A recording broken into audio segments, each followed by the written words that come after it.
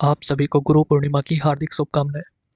मैं हूं विशाल राज ठाकुर और मेरा आप लोगों से कोई लाभ और हानि का रिश्ता नहीं है, भाईचारे का रिश्ता है, जिसके नाते ये वीडियो मैं आप लोगों के लिए रिकॉर्ड कर रहा हूँ। सबसे पहली चीज़, ये वीडियो उन स्विंग ट्रेडरों के लिए है जो कि एक ऐसी कंपनी ढूंढ रहे हैं जो कि स्मॉल कैप है और जिसके भीतर अच्छी मोमेंटम है।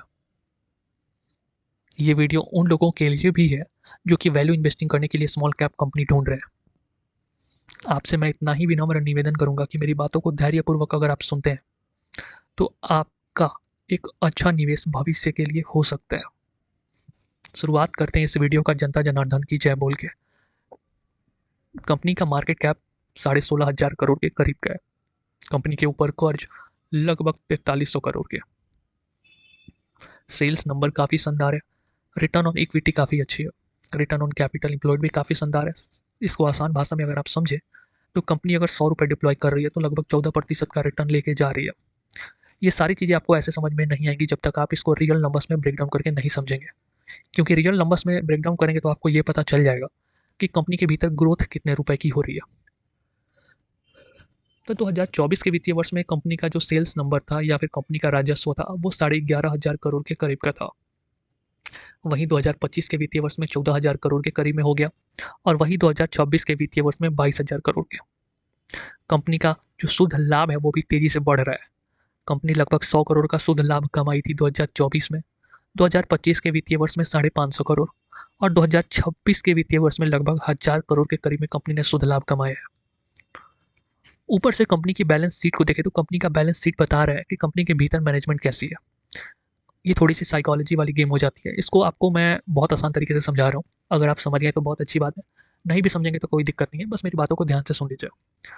कंपनी की मैनेजमेंट अच्छी होती है तो वो कंपनी के ऑर्डर बुक को अच्छी रखती है, और अगर ऑर्डर बुक अच्छी रहती है तो उन ऑर्डर को एग्जीक्यूट करने के लिए कंपनी को एसेट्स लगाने पड़ते हैं। आप भी अगर आपके पास काम ज़्यादा होता है तो कहीं ना कहीं से लोगों को आप हायर करते हो कि आपका काम वो कर पाए और तेज़ी से वो काम निपट जाए। वैसे ही कंपनी का भी काम होता है कि कंपनी के पास अगर ऑर्डर बुक अच्छी है, कंपनी को वो ऑर्डर को जल्दी एग्जीक्यूट करके डिलीवर करना है, तो कंपनी एसेट्स को लगाती है। तो यहाँ पे वो चीज़ देखने को मिल रही है जो कि एक ग्रीन फ्लैग के तौर पे एज ए इन्वेस्टर आप रख सकते हैं। इसके बाद में अगर आप देखें तो कंपनी का कैश फ्लो चार्ट जो है वो काफ़ी अच्छी चीज़ें बता रहा है। जो कंपनी लगातार कैश बर्न कर रही थी 2022-23 से पहले, वो कंपनी 2024-25 में लगातार कैश जनरेट कर रही है। तो कंपनी के पास कैश में है तो कंपनी अपनी एक्सपेंशन अच्छे से करेगी। उसके लिए कंपनी को बहुत ज़्यादा लोड नहीं लेना पड़ेगा। आगे चल के अगर कंपनी के कॉम्पिटिटर्स की बात कर ले तो इस डोमेन में काफ़ी कंपनियां हैं जो कि लार्ज कैप है, जो कि काफ़ी ज़्यादा कंपटीशन बनाती है इस कंपनी के साथ, जिसका नाम है प्रदीप फॉस्फेट, जिसके बारे में हम लोग बात कर रहे हैं। तो प्रदीप फॉस्फेट कंपनी के भीतर अगर आप निवेश करना चाहते हैं या फिर लेने की प्लानिंग चल रही है तो एक बार आप पीयर कंपैरिजन कर लीजिएगा, क्योंकि एज ए निवेशक आपको हमेशा ये देखना पड़ता है कि जिस डोमेन में आप निवेश कर रहे हैं उस डोमेन की लीडिंग कंपनी कौन सी है। क्योंकि लीडिंग कंपनी के पास एक्स्ट्रा एज यही होता है कि कंपनी को बहुत ज़्यादा स्ट्रगल नहीं करना पड़ता है। मार्केट बना बनाया पहले से रहता है तो चीज़ें काफ़ी आसान हो जाती है। शेयर होल्डिंग पैटर्न पे आगे चल के बात कर लें तो कंपनी के प्रमोटर के पास लगभग 57% के स्टेक है, जिसमें से कुछ प्लेज है कुछ अनप्लेज है। 8.5% के करीब में जो शेयर है उसको प्लेज करके कंपनी ने पैसा उठाया है कंपनी के खुद के एक्सपेंशन के लिए। इसके अलावा कंपनी के भीतर म्यूचुअल फंड के स्टेक लगभग 18% के करीब में है। डोमेस्टिक इंस्टीट्यूशन एलआईसी और एसबीआई जैसी कंपनियां जो होती हैं वो भी है। फॉरेन इंस्टीट्यूशनल इन्वेस्टर के स्टेक कंपनी के भीतर लगभग 5% के करीब में है। रिटेल निवेशक भी इस कंपनी के भीतर है। तो ओवरऑल इस कंपनी की अगर बात कर लें लॉन्ग टर्म निवेशकों के लिए तो कंपनी अच्छी है, वैल्यूएशन अच्छी है। इंट्रेंसिक वैल्यू पे अगर चर्चा कर लें तो कंपनी की इंट्रेंसिक वैल्यू लगभग 222-220 के करीब में पहुंच रही है और शेयर का भाव जिस पे ये ट्रेड कर रहा है वो 154-55 रुपये के करीब में है।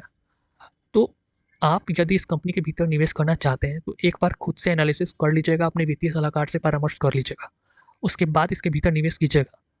तो एक अच्छे चांसेस हैं कि आप अच्छी चीज़ें लेके निकले इसके अंदर से लॉन्ग टर्म में।